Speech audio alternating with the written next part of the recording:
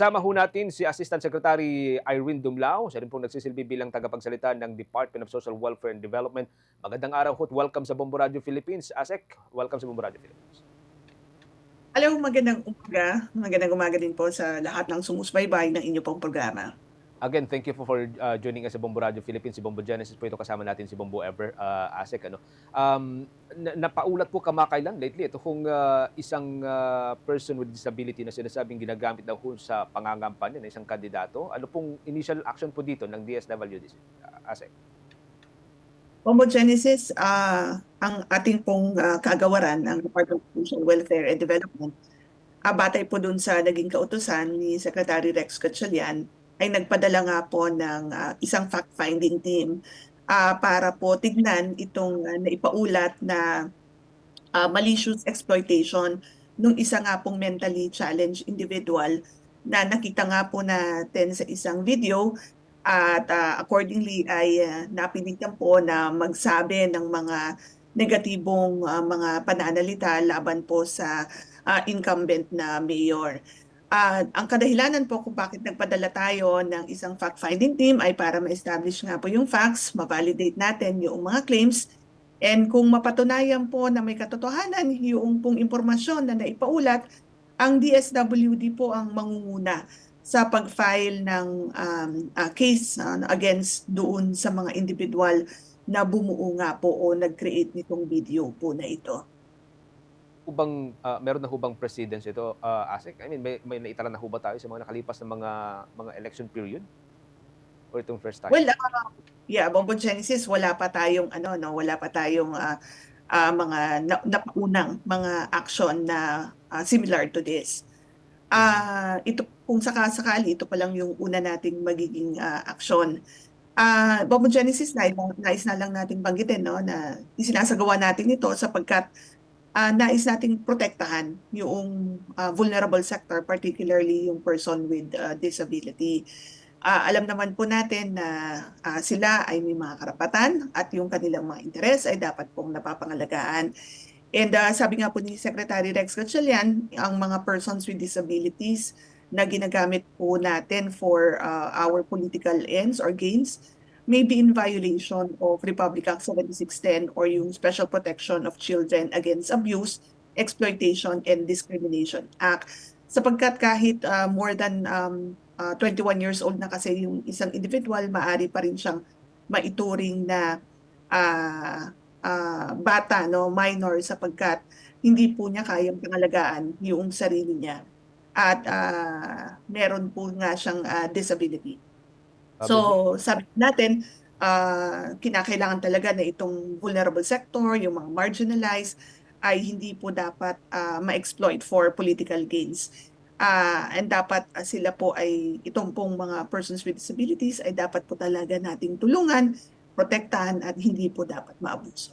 Grabe ho yung mga paraan na ho ngayon, ASEC, yung ginagamit po ng mga kandidato. Pero yun pong nagpalabas na social media site, ano po ito, natuntun na ho ba?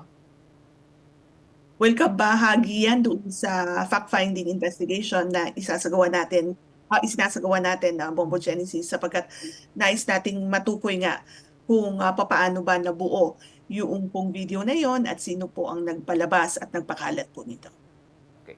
Bombo Ever, your questions? ASEC, meron na po bang updates o mga initial po na nakalap na impormasyon yung binuo nga po na fact-finding team na nag-iimbestiga dito po sa paggamit po ng PWD sa pangangampanya ng isa pong kandidato? Well, yung pong fact-finding team ay magsusubmiti pa lamang po ng kanilang report, no, sa ating pong butihing secretary.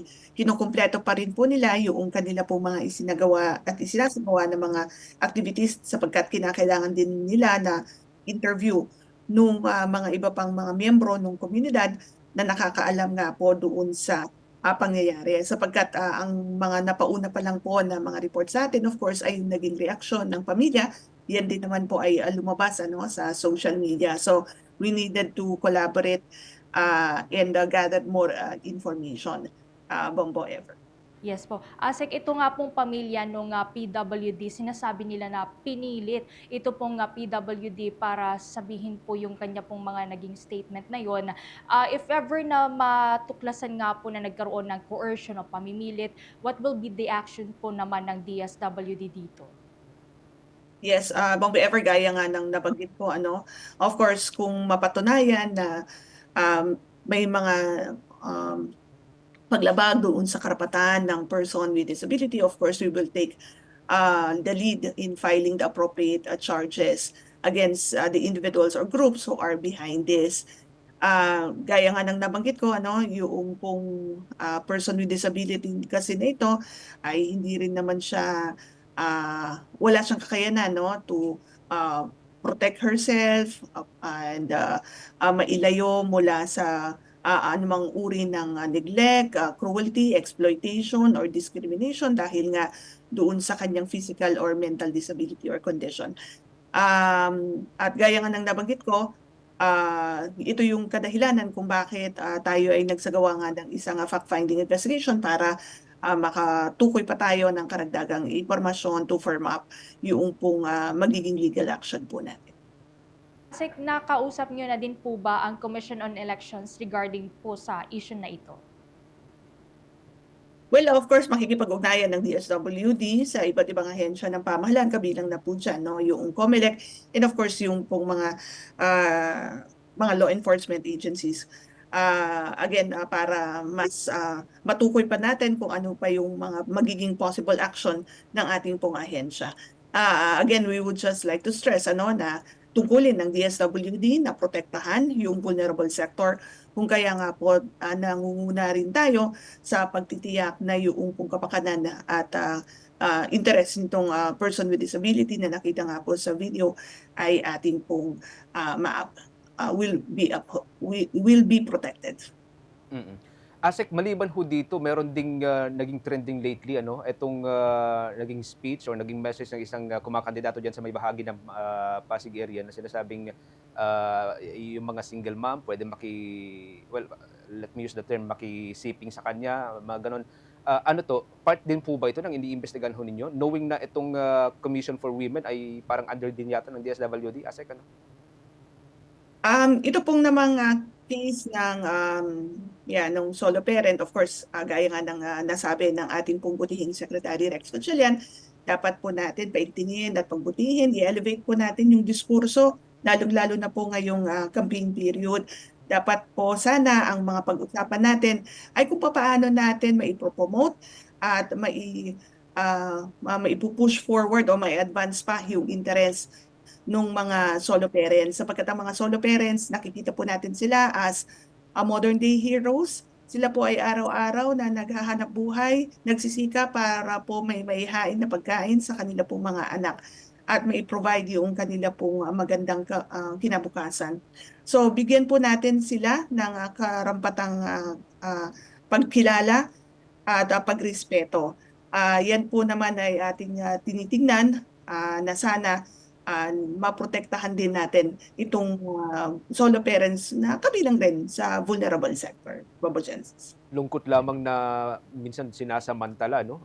Ine-exploit ang vulnerable sector. Sabi nga ho ninyo kanina, ito yung dapat pinoprotektahan ho natin. So, sa kabuuan po ng ating mga programa, including yung AKAP and ibang programa ho ng DSWD, na nabigyan po ng go signal from the Commission on Elections na patuloy pa rin, wala pa naman tayong namomonitor na ng abuso so far ng mga kandidato. Ase.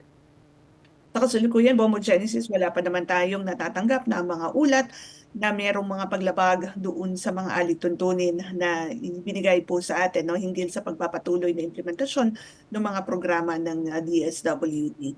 At gaya nga po ng ating naging nauna ng commitment, titiyakin po ng DSWD na lahat po ng nakasad sa mga umiiral nating tunan, kabilang na po yung mga direktiba at na binigay sa atin ng COMELEC nung tayo nag-request ng exemption mula nga po sa public fund spending sa panahon po na ito, ay titiyakin na ma-fulfill ng DSWD.